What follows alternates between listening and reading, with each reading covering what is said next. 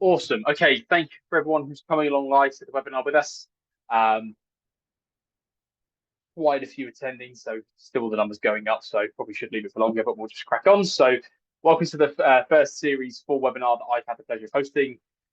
This season, you have had the opportunity to join myself as well as some new faces from the CSM team. The CSM team's got quite big now. We've hired recently 2 people with another one on the way as well, so potentially another 2 actually. So really expanding the team. So please reach out if you need help. Obviously, series 1, 2, and 3 are all available online. I highly recommend for those looking to get more out of their subscription to Prospect, especially for anyone who's got a quite young subscription with us and looking to really get the most out of that early on. We've got a whole series now. There must be in excess of 25, 30 webinars, all covering individual features. Some of them are hosted features, like quoting in general and things like that. So yeah, definitely give that a look. For those who I haven't spoken to before, my name's Alex. I've been at Prospect now /Access since the acquisition for nearly or just over 6 years, actually. So hopefully you've got enough experience for today's session. And today we're going to be looking at the new growth engine. We're going to look at how you can leverage the growth engine for sales success. And if you don't know what the growth engine is, I would highly recommend looking at that previous webinar hosted by our founder, Andrew Ardron. And he talks through all of the work we've done to get where we are, what we're doing with the product, and well, the feature, I should say, and it really helps you get a good understanding of this report in detail. So this webinar, we're going to have a part 1 for leveraging growth engine, and then we're also going to do a part 2 this time next week, just because there's 7 or 8 different tiles there. We really want to sort of drill down into each of these, and potentially at some point in the future, we'll do a webinar per report to really, again, do a real deep dive into the elements and features that we offer there. So we'll save all questions to the end as always. Feel free to put them as you go, and then we'll aim to do about 30 minutes of this, give or take, and then do a bit of a Q&A. There's me. So in today's session then, so we're going to be focusing on, I said, the growth engine. We're going to do a bit of an overview as to what the reports are offering, what they're actually trying to show you on the growth formula and how it links to the growth formula. We've done webinars on the growth formula in the past, so it's good to know how these linked in and sort of the direction these new features are trying to take us in. We'll look at some configuration where needed. Some of these reports do need a little bit of setup work, which we're going to look at. Only 1 or 2 of them. It just might be a little bit of a quick tangent, if you like. And then we'll also look at leveraging your data as well and see actually with the data and what it's showing you, what features have we actually built to go and address the sort of lower end of those data points and bits and pieces we can really look to improve and get you guys growing. Much of today's session is going to be me talking, unfortunately, some demo content, but this is more about asking the questions you need to be thinking of and showing you where you can find the answers. And then, as mentioned, we might do a bit of an in-depth webinar on each of these segments in the future. So to recap, the growth engine analyzes and benchmarks your sales growth performance. From attracting new business to retaining your customers, we benchmark this data based on region, size, and even industry, and offer data-driven insights from your ERP system with that data we import from your integration. You can see this data based on either trailing 12 months, which reduces the effects of seasonality, as well as that data just in monthly format, which I'll show you in a moment. You can see this data offers then actionable insights and best practices through various features we've got going across those 7 growth strategies. So I'll move into a demo profile. I say it every time. This is That's My Jam profile. It's a fictional company that sells jams, jam jars, and jam making equipment and stuff like that from a warehouse somewhere. And that's the sort of setting the stage a little bit. That should hopefully map to most of our customer base. So we have this landing page for your growth overview. We're going to be focusing today on these first 4, so more customers, the attract, sell, close, and onboard. And then in our next session, part 2, we'll look at these other 3 down here as well. So the growth overview is the landing page that gives you a bit of a sort of strategy and a bit of insight from the top level as to what these reports can offer you. So we get some nice simple ones to begin with, things like total revenue, made split by month, get a bit of a trend line there as well. and then some of the other reports, customer acquisition and customer lifetime value, which give you a sort of a peek as to some of these other reports down here. So when it comes to the first report we're going to look at Attract.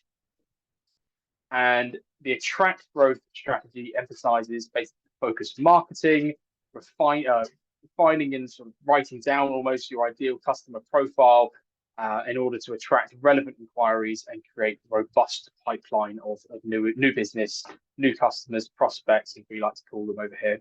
And the way this is measured is simply the number of inquiries you're generating. So with trading 12 months, we get this data here. We do have, if you're not sure what trading 12 months is, we do have this guide just here for those who have access to the growth engine now. If you click on this, it will go and actually tell you a little bit more about how this is calculated. And I believe it was covered in the last session as well. So we've got that there if you're curious. Or you've got the monthly, which just shows you month by month how many inquiries were logged. You do have a scale on this left-hand side, so we can see roughly how many. We've got fairly few in this system, obviously being a demo system. But we do get a trend line. It's relatively flat there. And the question we need to be asking ourselves is, how do we get these figures higher? How do we increase the sort of pitch on this trend line, get it going up, and sort of really look at the data and see what features we can do or features we can implement to get the most out of this. So in terms of features we have, the first thing we would recommend is a well-defined and documented ICP, which the ICP is your ideal customer profile. This helps you understand who you should be targeting, helps you sort of get an insight as to the most valuable customers in your business, who that sort of big money is going to come from, who you should be targeting, and getting clarity on the ICP enables your business to understand that sort of total addressable market as well, which is, so who can you actually target? And things like what size they are, what do they buy, what sort of things could you sell them, do they operate in similar fields, what sort of fields are most of your customers coming from, and features like the RFM, which is on the dashboard just here, gives you a bit of an insight as to that. You can also build reports on this to see what sectors they're in if that information is being filled out, and even the Magic Matrix as well can give you an insight as to what customers you've got already trading with you and what they're buying. So we can see Bill's Kitchen, for example, or look at this one, so Company 1001. They haven't really bought anything from us. They've never bought anything from the Jam Pallets, but they have been targeted for marketing. So this is quite a healthy Magic Matrix. And again, for this feature, there's a whole webinar dedicated to the Magic Matrix. If you wanted to know how this works, it's all about sort of customer penetration. We've got features that sort of really help you address and help you identify that ICP, but ultimately it's going to come from you guys, just who are your customers, who do you want them to be? So for Prospect, for example, we've been trading for a very long time. Our ideal customer for the CRM software that we sell is a B2B wholesaler that sells something in terms of a physical item from stock in a warehouse. That basically sets the precedent for all the features we've built, for things like the Magic Matrix, which shows you who's buying what and who could be sold other things. All these features we build sort of come with that in mind. That is slowly changing since the acquisition for Access. There is going to be an Access CRM, which is basically Prospect again, with some slightly different directions. So it's quite an exciting time for us as well. Once you've sort of defined that ICP, you really understand who your customer is, you can use tools like email marketing to really get some targeted messages out there. So we have integration to 3 systems. We integrate, so you can find these in settings if you're an administrator. In system settings, on this left-hand side, you've got emails, documents. You've also got integrations. Integrations, we've got a MailChimp option, Klaviyo, and we also do Spotler as well. But Spotler is slightly different setup, but it does a similar thing. All these features do, and they really allow you to sort of look at those customers who you're trying to get to and target them through email marketing, which, as you probably know, is a relatively inexpensive way of targeting a mass amount of people at once. You can even look at buying data and importing. So we have an importing tool as well, and many customers buy data from various different companies and then import that data into Prospect, tag it in Klaviyo or MailChimp, and then look at targeting that entire list of people. Could be 1,000 customers, in which case, even if the sort of turnout is relatively low, you could still be looking at quite a few acquisitions, which is nice. So in terms of what we're measuring here, just going back to the growth engine, we're measuring inquiries. So once you've got a good defined ICP and you understand who the customers are, you've targeted those customers through important data using that email marketing integration, we actually start logging those inquiries. As many of you probably have experienced at some point, it can be quite tempting for salespeople in general just to not log anything anywhere, just for speed or various other reasons, whatever the excuse is. And I can sort of sympathize with that in some elements and some systems. The inquiries aim to sort of completely remove all excuses because it's such a simple feature to use. And what they are, I can show you it in basically 4 clicks. Up here, you go to create. You create an inquiry, and there is almost no limit on what you have to put in here, or no sort of minimal requirements. You could put in a really simple email address. So there's one of my colleagues there. You don't have to fill in any of these things. You can leave these all blank. You might grab their phone number and then a summary asking, customer would like X. And that could be some pricing information, something like that. Maybe they've received your email marketing and that contained a catalog or something, and they just want to know how much you charge for this product. And that's really simple. It takes 10 seconds to fill in, and that's actually all you need. You can fill in all of this or more. You can add things to this and sort of get creative with it. But fundamentally, it's a really simple feature that you just create an inquiry. From there, you can go and change information later. More importantly, you can assign it to someone. So you can go and give this to one of your colleagues. That sends them sort of a notification that they can go and access this and go and sort of follow up on this prospect, see if it's something worth doing, and then ultimately convert. And convert takes this information and goes and puts it either on a new company, could put it on an existing company, it could be an opportunity, could be anything really, even a problem if you wanted to use these slightly differently, which I'll explain in a moment. But you can create that initial inquiry. That inquiry is essentially a post-it note almost of just some really simple information to go and act on. And then you can go convert this to something later on. It could not be anything worth doing. It could just be that they're just asking something really relevant, and actually they're asking for products you don't even sell, in which case you can just discard the inquiry like so, and this now doesn't exist. But anything like this goes towards our growth engine report for Attract. So we'll end up with a few more in here now as this refreshes. As opposed to manually logging these inquiries, one of the more preferred and probably more effective methods is to actually create an inquiry form. And these forms, you've probably all seen them before, they are somewhere on a website where you have one of those contact us boxes, inquire now, something along those lines. So I can show you roughly what they look like as well. So within marketing, on the left-hand side, we have forms. We've got a couple made here already. So you could have a new inquiries contact form like this one here. And as you click on this, you get a bit of information about what the form is, a bit of information about inquiries that have gone against it as well. More importantly, the actual form itself. I've got a first name, a last name, an email, company name, and a few other bits and pieces. You can sort of add different information into this as you like. Press save there. You can then take this styling and go and deploy it to your website. So some of our customers have a prospect website. We do offer sort of trade portals. Many customers use Shopify, Magento platforms, and Wix and other platforms like that. You can take that, hand it over, or deploy it yourself with onto your website. Whenever someone fills in this form and they go onto your website, fill this information in and press sort of send or confirm, whatever button you choose, that information ends up as an inquiry, much like the one we just created. You've actually stopped any data entry at all because the prospect is doing it for them. All you need to do when a new inquiry appears is simply assign it to someone so they can go and action that, give them the pricing information, have that conversation with them, and hopefully convert them into a long-term healthy customer. That's our growth engine.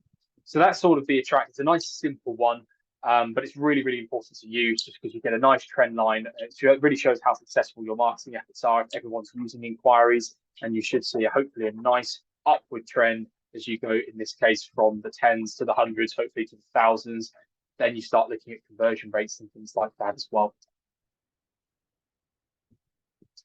So moving down the list then, we also have sell, where we're looking at customer acquisition opportunities. The sell growth strategy is about enhancing that sales potential and using metrics to evaluate whether your sales strategy are allowing your team to take advantage of leads that you're generating. And this is all based on how many new business opportunities your business is actually creating. So it's important to know how this is logged. This is where a little bit of a configuration step sort of appears. This is looking at certain types of basically pipelines, what we're looking at there. So if I go and find one of our customers, I'll give you an example of exactly what these might look like. So I've got a new customer here called John Smith, and I have created already before this meeting, just in the interest of time, a catalog for acquiring new customers. So my first step might be sending them a catalog. This could have come from one of my email marketing. It might have started as an inquiry. I've converted the inquiry to an opportunity, sent them a catalog. Maybe you're having then an initial meeting to discuss maybe trade terms, those kind of things. And then lastly, having first contact information with them and going through into eventually we close them off. That's normally the point you're selling something to them. But again, that's defined by your sort of own actions there.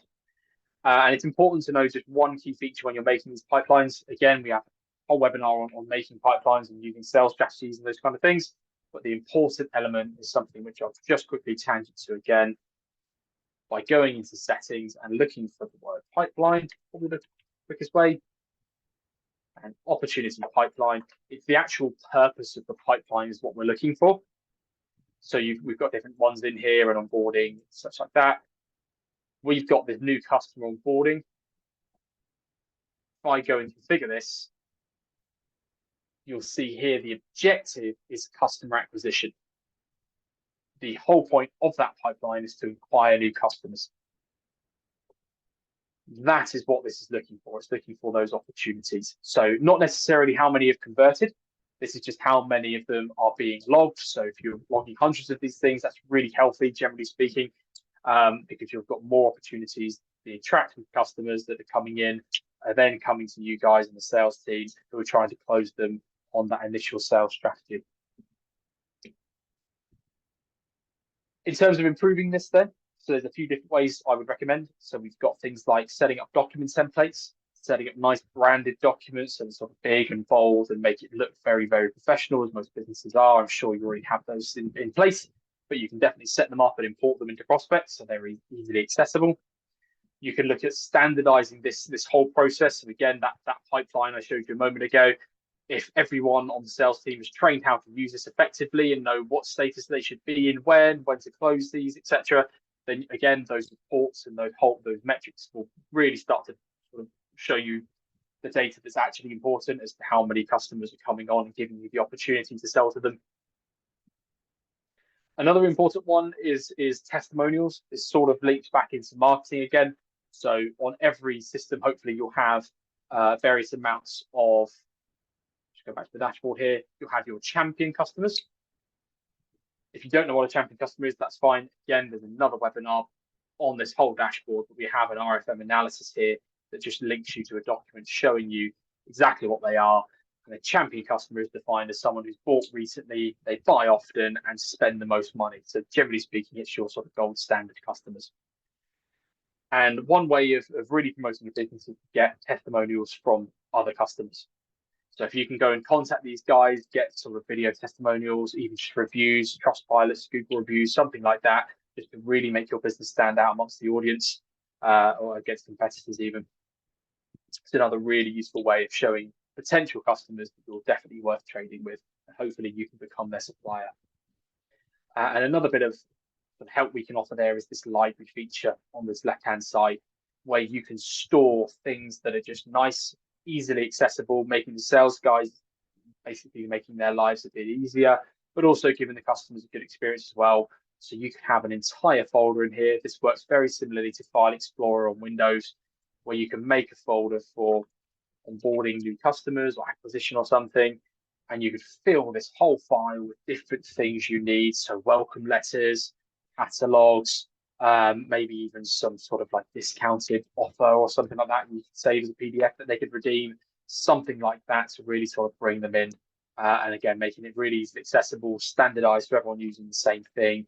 And then all of that will reflect in these reports as we come back to sort of selling those initial deals. So the next segment down is close.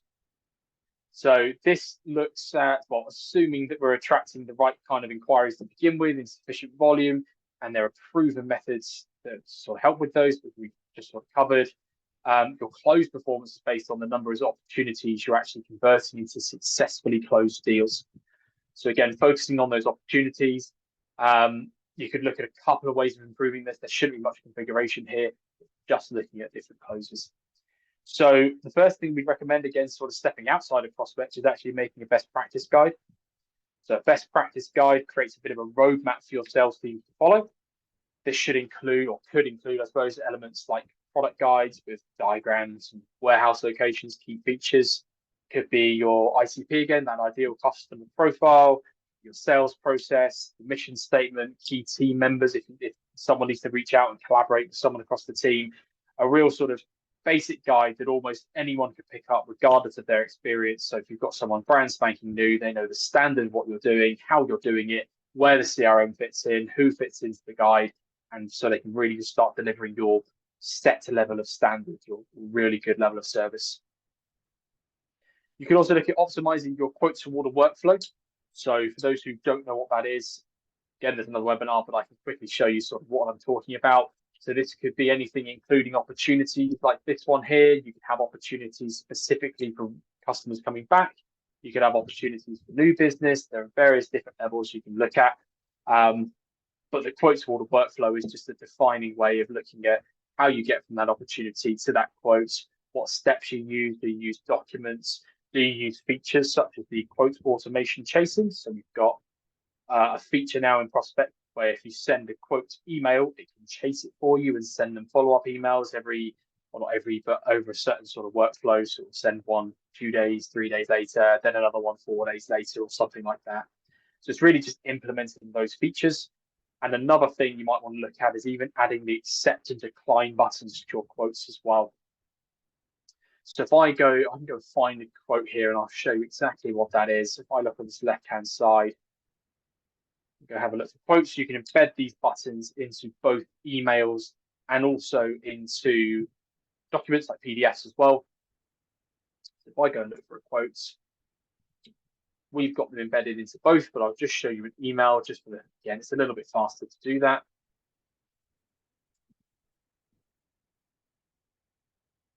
So we've got Michelle's email there. Move that out of the way. And then with our templates, I've got a basic quote email or something. We've got down here, there is an approve and decline button. Now, I appreciate this email doesn't look the best. It's not particularly styled very well, but these buttons give the customer the opportunity that if they click approve, they can actually make the order themselves straight from the email.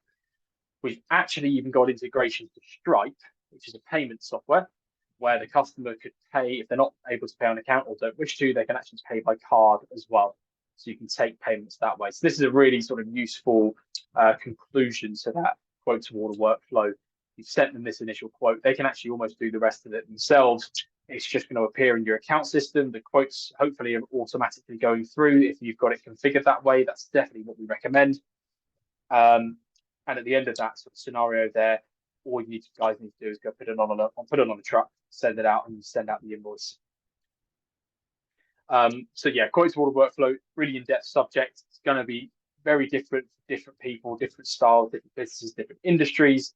But fundamentally, it's about how you get from that quote to an order and get the money from the invoice. So going back to our growth engine again, the last segment we're going to cover in today's session, and we're already half an hour in, is the onboarding section here. So the onboarding strategy helps you to create more repeat ordering customers by encouraging them to come back and place a fourth order. It's at that point we define a customer being sort of a returning customer. They get removed on the RFM, so they become sort of a repeat ordering customer. And then we can really start driving on those other elements down here, like order value, order frequency, and retention as well. But strictly speaking to onboarding then, so the graph shows you here how many customers are making their first order versus how many customers are making their fourth. In an ideal world, these bars would be the same. So we've got trend lines here, but we've got customers placing fourth order, this blue column, and then customers making their first order. These new customers is the sort of lilac coloured one there. So roughly, as a rough percentage, might be something we should add into these reports. We've got 4 customers making their fourth order in July, and then 13 or so making their first order. So the reasons in an ideal world, again, these should be level, is that every customer who you sell to once comes back and you sell to them that fourth time, and hopefully just indefinitely going forward, you continue to trade with them. But more realistically, there is always going to be customers that appear, buy one thing, maybe buy twice, and then for whatever reason they do not return. It's important to note B2C elements are normally disabled from this as well. So we are strictly looking at B2B. And these here, what we're going to do is look at some of the features we've got to sort of get you that fourth order. Going back to the dashboard again, we have a segment of these customers. Out of this here.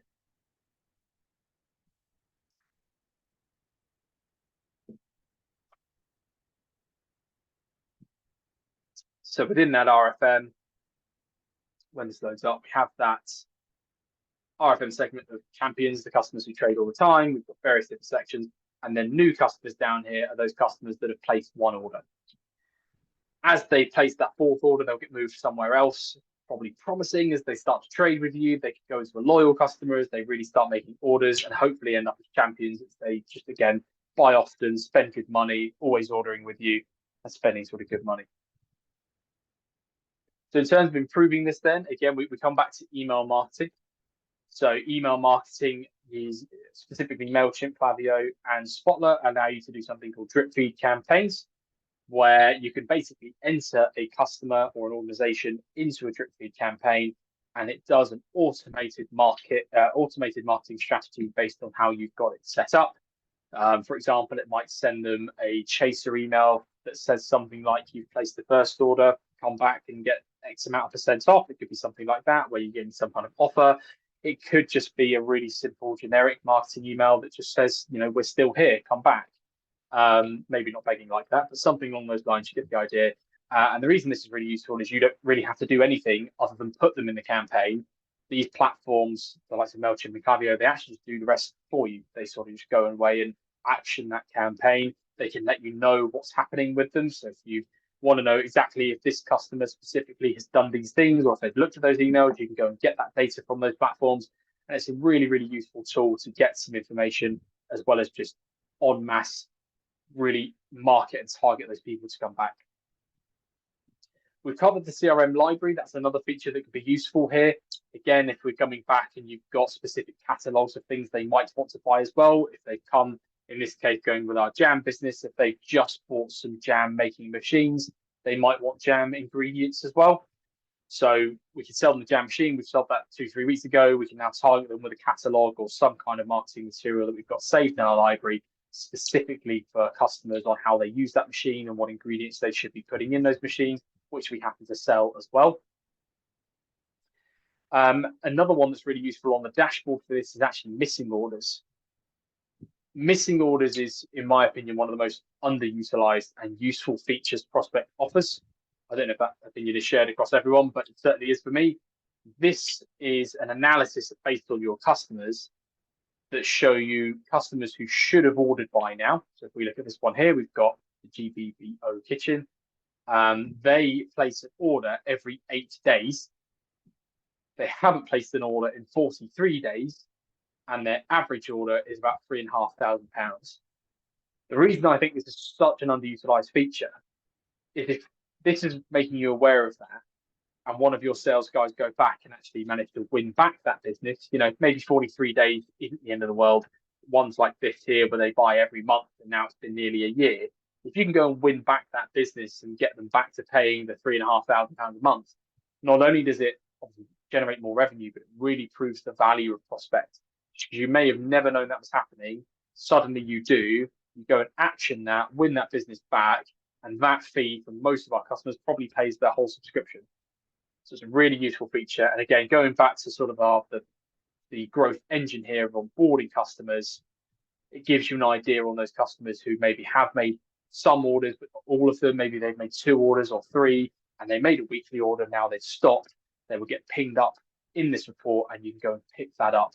You can even do email marketing based on this and put everyone in this list in a campaign and then say, hey, we've not heard from you in a while. Let's have a conversation. Maybe send them a link to book in a meeting or something. I'm no marketing expert, as you can probably tell, but there are definitely options there that you can use this data for. And that's pretty much half an hour allocated for this. It will sort of become a bit of a full circle when we go through the next stages, which is order value, frequency, and retention. The second half, I believe, is the same time next week. And then I said I'm definitely going to look at doing a webinar specifically for each of these sections. So I know I've done a lot of talking today and sort of telling you what you could do and sort of posing questions. But I think we should really show you guys as well what you could be using and maybe delving into some of those features too. We do have in the documents section up here, and this little question mark within documents, there is a document for each one of those sections. So how to improve Attract, got the growth formula there, the growth model, what you can be doing, and everything I've covered today is sort of taking out of this and sort of asking those questions on what you can be doing. And this explains a lot of that information and links you to other articles on using them. And there's one of those for every section within the growth formula, so flows and onboarding as well. There will be some changes to this report happening. This is still quite a relatively new product, the growth engine. So we will be looking at some UI enhancements. I'm sure we'll be looking at some feedback as well, just from you guys as you start to use it. And at some point as well, we'll be looking at maybe some data management as well. So there's a bit of different stuff there we'll look at. Any feedback you've got, let us know. But I think that basically concludes our session today. And then we'll do a bit of an overall roundup in the next session next week. Going back to our slide quickly, I see a couple of questions have already appeared, so we'll go through those as well. And then if anyone's got any questions, feel free to pop them in the chat and we'll go through them. A couple of the questions there. So where can we find the full growth engine webinar? That's actually a brilliant question. So I've gone on about it quite a bit. The full webinar is available on YouTube for the growth engine launch. It's also on the webinars page where you would have come to register for this webinar. So definitely go and give that a look. Can we get some one-to-one help with this? Absolutely. So anyone who is familiar with the new structure of customer success plans, the customer success plans, those who don't know, are sort of strategies and basically a contribution to the teams here to help you get the most out of the system, as well as a couple of other benefits that I won't cover now. But one of the elements of that feature of the customer success plan is an annual review with the CSMs, which would be myself or someone in the team, and they will look at that growth formula with you and really focus on what you should be doing, and again offer you a bit of advice as to what content you can sort of get a bit of self-help on, or what content you can really use to really drive that success. So as well as helping you one-to-one as well, we can always happy to help out. We've got the live chat and the support team as well if you need just to ask a couple of questions. That's 2 questions. I don't think we've got any more. I'll leave it 10 seconds just in case anyone's typing anything, but I'm assuming we haven't had any more since those came up quite early. Perfect. Okay. Well, I hope to see you all next week. Again, we'll do a bit of an overall conclusion on what you should be doing with this and when, as well as going through those last 3 reports as well, and then really drive season 5 to go through those individual reports. Yeah, thank you very much for attending, and I'll catch you next time.